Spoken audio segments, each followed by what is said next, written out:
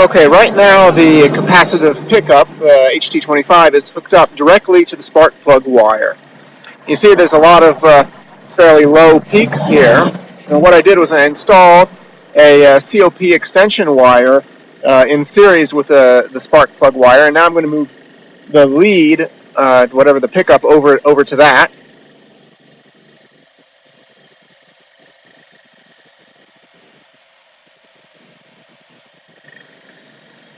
And you can see right away it looks like I'm getting a much better signal. It's picking up the peaks much better. So I think that's because on some cars the wire set just has a lot of insulation on it maybe, and it's just harder to pick up a signal through it.